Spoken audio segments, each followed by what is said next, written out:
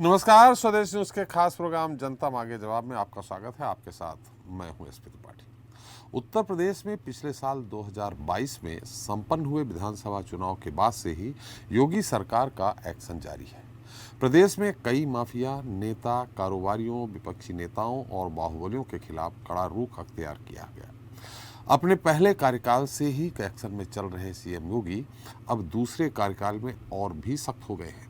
उत्तर प्रदेश का जिम्मा संभालते ही मुख्यमंत्री योगी सरकार ने जीरो टॉलरेंस नीति के तहत अपराधियों की कमर तोड़ने का संकल्प लिया। नतीजन पिछले 6 वर्षों में प्रदेश में योगी सरकार में 10,000 से ज़्यादा पुलिस एनकाउंटर किए गए, जिसमें 175 दुर्दांत अपराधी मुठभेड़ में मारे भी गए। तो वहीं 15,885 इनामी अपराधियों को जेल भेजा गया। पॉक्सो अधिनियम और महिला अपराध के तहत 7,276 अपराधियों को सजा दिलाई गई, जिसके कारण पॉक्सो एक्ट के तहत कार्रवाई करने में प्रदेश को प्रथम स्थान भी मिला। यही नहीं, प्रदेश भर में गैंगस्टर एक्ट के तहत 92 अरब 22 करोड़ 93 लाख की चल अचल संपत्तियों को भी सील करने की कार्रवाई की गई। इसके अलावा प्रदेश में माफिया और दुर्दांत अपराधियों द्वारा अवैध रूप से अर्जित 2,819 करोड़ से अधिक की संपत्तियों पर बुलडोजर चलाकर नष्ट कर दिया गया। उत्तर प्रदेश में इनकाउंटर्स की बात करें तो योगी की सरकार में बनने के बाद कई मुठभेड़ हुई जो चर्चाओं में रही। 5 अक्टूबर 2019 को पुलिस ने झांसी के वांछित अपराधी पुष्पेंद्र यादव का इनकाउंटर किया। पुष्पेंद्र इनकाउंटर में पुलिस ने दावा किया गया था कि उसने इंस्पेक्टर धर्मेंद्र चौहान पर फायरिंग कर कार को लूटकर भागने की कोशिश की थी, जिसके बाद उसका इनकाउंटर कर दिया गया। इसके बाद अगला मामला सामने आया साल 2020 में, जब 3 जुलाई को कानपुर के बिकरू गांव में छिपे आरोपी विकास दुबे को पकड़ने गई टीम के 8 पुलिसकर्मी शहीद हो गए। और फिर उत्तर प्रदेश पुलिस ने फरार आरोपी विकास दुबे समेत 6 आरोपियों को इनकाउंटर में ढेर कर दिया था। इसके बाद विकास दुबे के साथी और दायां हाथ कहे जाने वाले अमर दुबे का भी इनकाउंटर किया गया। ऐसे ही उत्तर प्रदेश पुलिस ने 26 दिन 2021 में श्याम सिंह, 20 फरवरी 2023 को 1.25 लाख के इनामी बदमाश साहब सिंह उर्फ सुनील सिंह को भी मुठभेड़ में मार गिराया। ऐसा नहीं है कि उत्तर प्रदेश में सिर्फ माफियाओं का कार्रवाई की जाती है, बल्कि उत्तर प्रदेश सरकार ने अपराध करने वाले राजनेताओं पर भी अपना शिकंजा कसा है।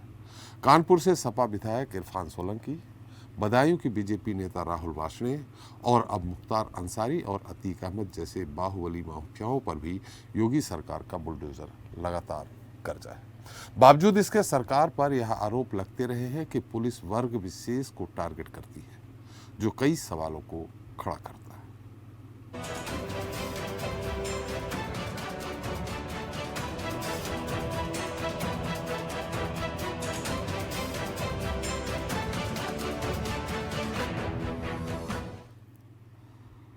तो उत्तर प्रदेश में 2003 में जब मुलायम सिंह यादव की सरकार बनी, तब अतीक अहमद ने समाजवादी पार्टी ज्वाइन की और 2004 के लोकसभा चुनाव में वो सपा से सांसद बन गया, जिसके चलते इलाहाबाद पश्चिम विधानसभा सीट खाली हुई और उस सीट से उपचुनाव में अतीक ने अपने भाई खालिद अजीम को उर्फ अशरफ को मैदान में उतारा, लेकिन वह 4,000 वोटों से बसपा के प्रत्याशी राजू पाल से हार गए थे।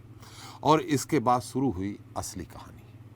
इस जीत के बाद राजूपाल पर कई हमले हुए, जिसके लिए राजूपाल ने तत्कालीन सांसद अतीक अहमद को जिम्मेदार ठहराया और अपनी जान को खतरा बताया। फिर एक दिन यानी 25 जनवरी 2005 को राजूपाल के काफिले पर एक बार फिर हमला हुआ।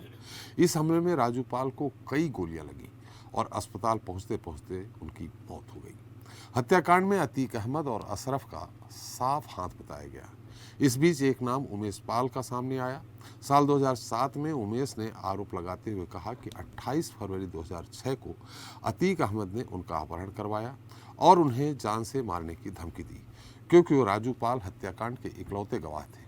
शिकायत के ठीक 1 साल बाद पुलिस ने 5 जुलाई 2007 को अतीक, उनके भाई अशरफ और अज्ञात व्यक्तियों के खिलाफ मुकदमा दर्ज किया गया।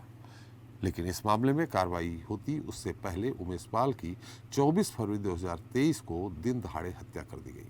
हालांकि इस मामले में आज प्रयागराज की एमपी एमएलए कोर्ट ने अतीक अहमद सहित 3 आरोपियों को दोषी करार देते हुए उम्र कैद और 1-1 लाख रुपए जुर्माने की सजा सुनाई है। लेकिन अभी कई ऐसे आरोपी हैं जो उत्तर प्रदेश की जेलों में बंद हैं और जेल से ही अपना अपराध का साम्राज्य चला रहे हैं।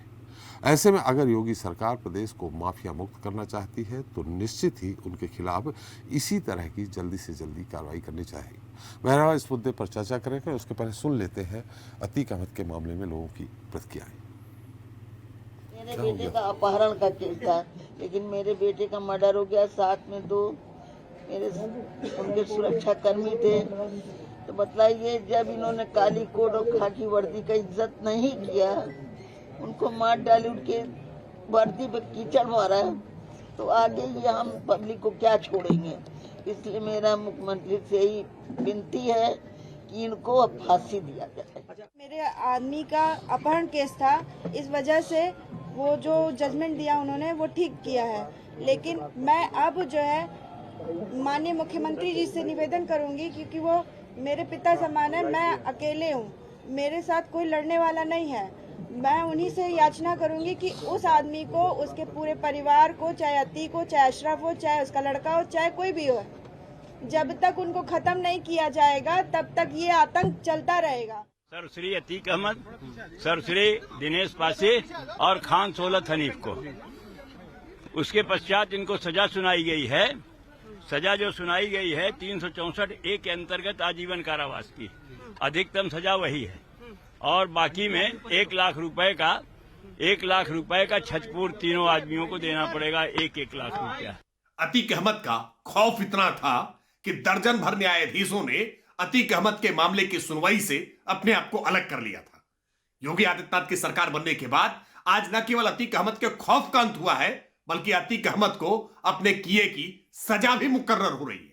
पूरे मामले में जिस तरह से अतीक अहमद के खिलाफ अभियोजन पक्ष ने मजबूत साक्ष्यों के आधार पर आज पूरी प्रक्रिया को आगे बढ़ाया है, उसके कारण ही यह संभव हो सका कि अतीक अहमद को आज दोषी माना गया है। हम उम्मीद करते हैं कि आने वाले समय में बाकी मामलों में भी तेजी से न्यायालय उन्हें दंडित करने का काम करेगा और अतीक अहमद के खौफ का जड़मूल से अंत हो जाएगा, माफिया मिट्टी में मिल जाएगा।